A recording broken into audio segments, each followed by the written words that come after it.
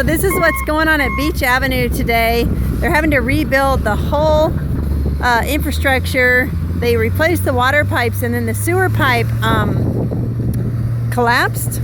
And then they had to bring in AEP to redo the power lines, and it was a huge mess. So this is the street that's going to be the main street that feeds the traffic off of the New Harbor Bridge. And they're tearing it up right now.